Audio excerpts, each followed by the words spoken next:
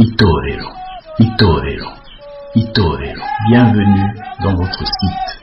Itorero.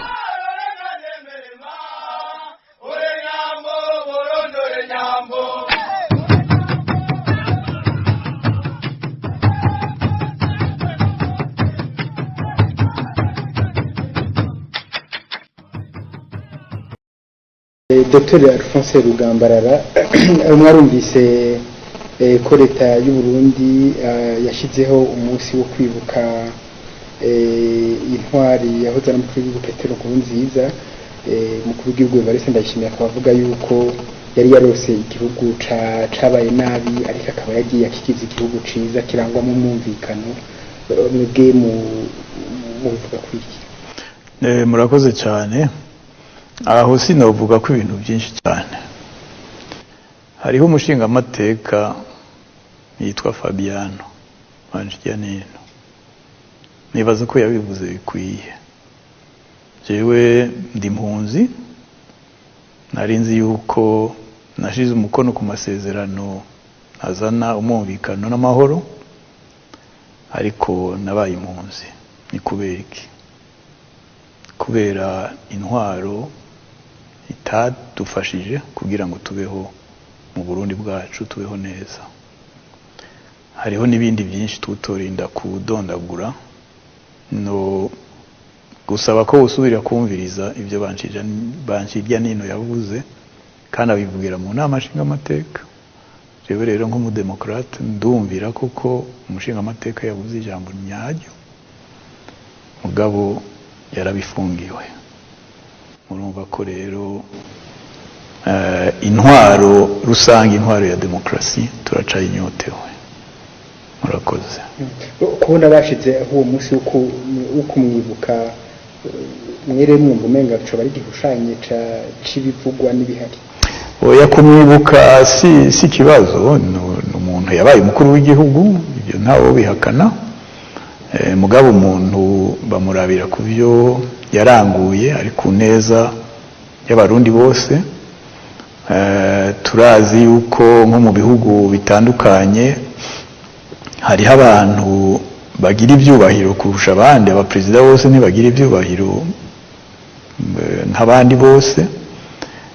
Turavye muri Amerika, turaza abakuru b'igihugu, abaperezida bo muri Amerika baronse icyubahiro, bagashingwa n'amasitati yabo. Turavye mu Bufaransa, hariho aho bashingura abantu bahaye icyubahiro hitwa Panthéon. Rero abaperezida bose bategerezwa kuronka icyubahiro, ico ni cyambere. Bivana rero n'ivyo yaranguye mu buzima bwiwe. Hariho rero abashobora gushima ibyo yakoze, nk'umugambwe wabo urabishima, mugabo iyindi migambwe idashobora gukora ku mugaragaro, simbona ingene boshobora gushima ibyakozwe. Ivyo ni politike y'umugambwe uri ku butegetsi. Mu kiringo cabo bakiri ku butegetsi bariha uburenganzira bwose bwo gushira imbere ibyo bifuza byose. Ibyo si kibazo. Mugabo bama bamenya yuko inkurikizi zihari, kuko igihugu ntikiguma ku kiringo kimwe. Igihugu kiratera imbere, hari imyaka n'imyaka izi imbere. Abari ku butegetsi ejo hirya y'ejo si bari ku butegetsi ubu, si bazoba bari ku butegetsi hirya y'ejo. Murakoze. Mwebwe urumwe mu bantu bashize umukono ku masezerano y'amahoro yarusha. Uyu munsi inama nkenguzamateka ikaba yarose igikorwa cyo kugira amatohoza kugira ngo bamenye ikibazo cy'ubwoko caheze, gutyo ngo ntibaze basubire kwisunga ibitigiri by'amoko mu gutanga ibibanza bya politiki muri leta. Mwebwe mubona hari amakenga mu bifiseko? Ikibazo cy'amoko mucoba caraheze. Ikibazo cy'amoko carigeze kiba?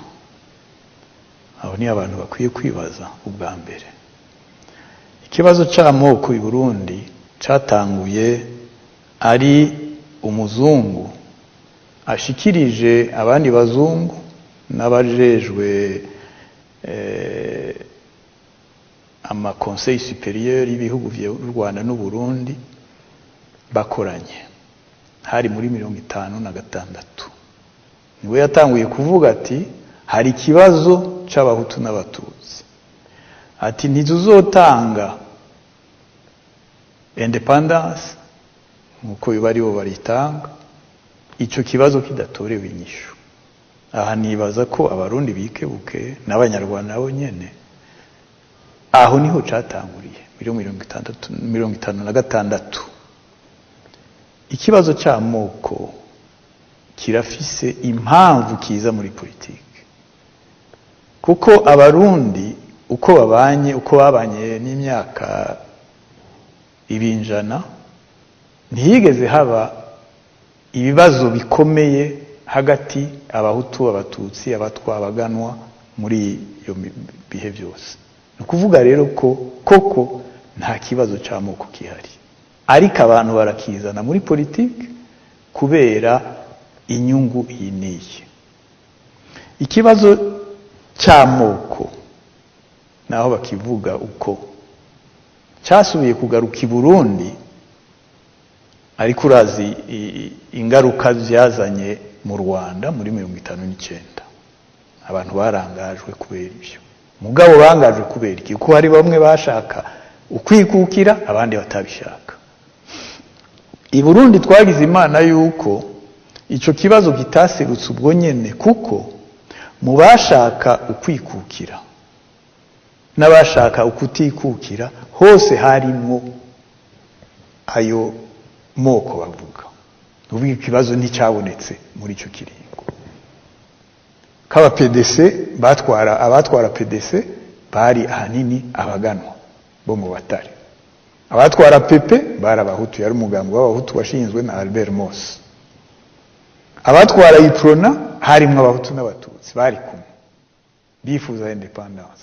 Ico nico catumye ico kibazo kidaseruka, ariko kije guseruka byari mu banyepolitike. Abarundi bato nta kibazo bari bafise, kuko bari batoye bose yuko baja mu nzira yo kwikukira, bakaja mu nzira yo kumvikana bose. Hageze ko haba gusubirira Rwagasore. Rwagasore yari umushikiranganje wa mbere. Hariho uwarajejwe umugambo w'Iprona yitwa Nugu muri ico gihe, André Nugu. Mu bushikiranganje baramusubiriye atangorane irinze kuhaba, kuko ngenda ndumwe ntiyaciye akoma indura ati ni jewe nari kuhaja ngo bankumiriye kuko ndumuhutu. Mu nama nshinga amateka muri Iprona kumbure, muri Iprona hagera yuko bahindura perezida w'Iprona. Bigiye mu matora, hari umwe yavuze ati ni jewe ntegerezwa kuhaja, nta matora kenewe, ni Rwagasore yarambwiye ko ndahasubira. Atangura rero kwitwaza mirerekano, atangura kwitwaza ubwoko. Ariko n'ababivuga ubu ntibavuga yuko uwatowe ngo abe umukuru w'umugambo w'Iprona yitwa Baminari Joseph, nawe nyene yari mu bwoko bw'abahutu. Murumva ko ni icyitwazo, kuko nta munyagihugu yari muri iyo ngwano, nta munyagihugu yari azi Casablanca Moronvia. Oya, byavuye mu bo hejuru. Niho icyo gituma avuga ntibaze barabesha ngo hari ikibazo cy'ubwoko, hari ikibazo cy'ingwano y'abanyepolitiki bo hejuru, nta kindi. Abanyagihugu bifuza amahoro, bifuza umwumvikano. Ibibazo by'abarundi abari bo bose ni ukuryama, kuronka umutekano, kuronka ingene batwara abana mu ishure, kuronka amavuriro. Ivyo nivyo bibazo by'umurundi, si ibibazo by'amoko. Abanyepolitiki rero baguma babikoresha, batugumiza mu buja bwo mu mutwe. Ni ingwara yo mu mutwe, ndabivuge ndabisubire. Umunyepolitiki akivyitwaza arwaye mu mutwe akwiye ko bamuvura. Nibyo novuga kuri icyo kintu boba bari barategura, ntibagende kubaza abanyagihugu, nibibaze bonyene timbega twe twarakize mu mitwe yacu, niba mwarakize n'abarundi bazokira, mugabo mbona mutarakira. Hari abariko barabona yuko umugambwe CNDD-FDD woba uri mu nzira yo kugira ngo uve burundu ku masezerano y'amahoro yarusha, niko mubibona? Amasezerano yarusha ntibasubire kuba yabeshera, ntayo bigeze bashira mu ngiro, ntayo bigeze bashaka, kandi si saba CNDD-FDD gusa, kuko abatwaye ikiringo c'imfata kibanza ca mbere duhejeje amasezerano y'Arusha ni Perezida Buyoya yitirirwa Prona, ni Perezida Ndayize yitirirwa Frodebu. Twobabaza bilan y'ivye bakoze bisunze amasezerano y'Arusha, novuga ko ari nka 10%. Umenga abantu babonye ko amasezerano y'Arusha ni kugabura ubutegetsi 60-40 gusa, nta kindi. Aho barihenda cyane rwose, kuko icyo kintu ntimugiteko n'umwanya, kuko ushaka kugira leta irimwo bose ubigenza gute?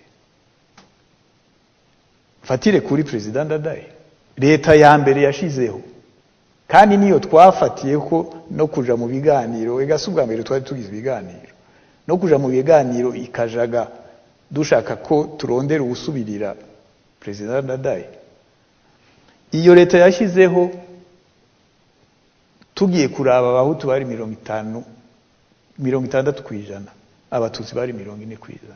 Imbere yaho Buyo yari yagize 50-50, ko atanu yakomye induru ngo ni bibi, kuko bitari byanditse, kuko umukuru w'igihugu yabigize ku bushake bwiwe, kuko yabona ko ariyo nzira yo kwerekana yuko leta akoze irimwo bose, nta kurinda kubisemerera kuvyandika canke iki, bishire mu ngiro, werekane ko koko iyo ntwaro yawe ize gukorera bose.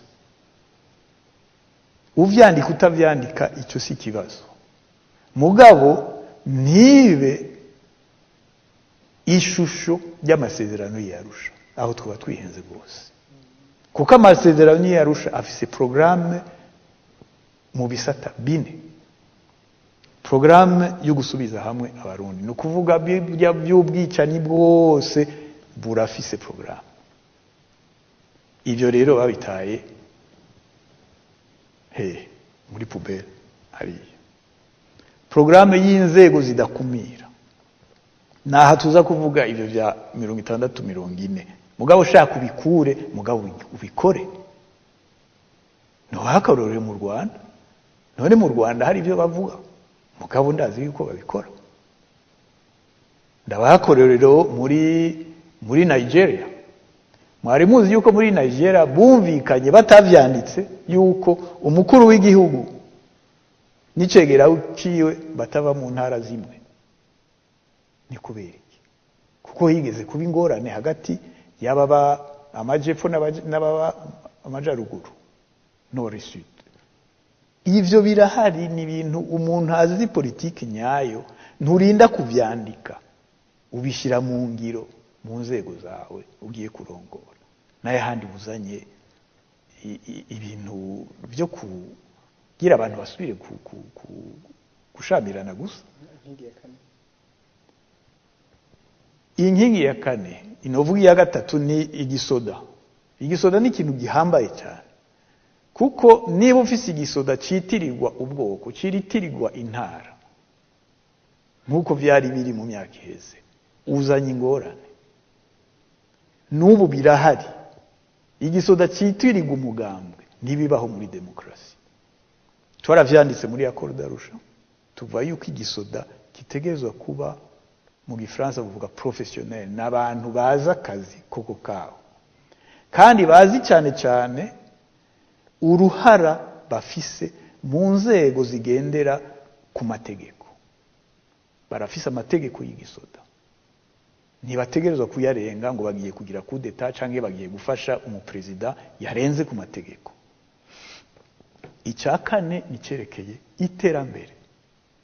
Programme iri muri accord d'Arusha novuga nti umuperezida kundi igihugu nashaka afunga amaso abwire abajejwe ivy'iterambere ati kurikiza ibiri mu masezerano y'Arusha, Burundi burogorora. Ariko niba nabiraba ntibanabisoma, no kuvuga ko ayo masezerano nizo nkingi zifise, si amoko. Ndabivuge ndabisubira, ivy'amoko no kuvuga mwebwe abanyepolitiki bo hejuru muremeye ko muzokorana, nta kindi cyamukorera rero abanyagihugu. Rero kugira ayo maprograme yo kuja kubaza ngo abanyagihugu oya ndabasavye ntimubeshane, kora ivyo mushaka gukora, mushaka gukumira abantu mubakumire, mu magambo mumenye ingaruka. Ingaruka zirahari, mu myaka iheze mwarabibonye. Niba mwitwirwa ngo mwarakumire namwe mukaza gukumira abandi, ingaruka murayizi, ntibihishwa. Shake mu mari imyaka 20-30 niko bimeze. Muzoguma mwidigadiga ngo muraryohewe, muga muzomuguma mutinya ngo banakabaragurutse, niko bimeze. Tekana rero mukorera igihugu, nimusubire guhenda abanyagihugu. Nta moko, nta kibazo cy'amoko kihari. Hari ibibazo by'iterambere, ibibazo by'imibano mu bantu, ibibazo by'amashure n'ibindi byose, n'ingwara noneho ziraturembeje. Murakoze. Itorero, itorero, itorero. Bienvenue dans votre site. Itorero.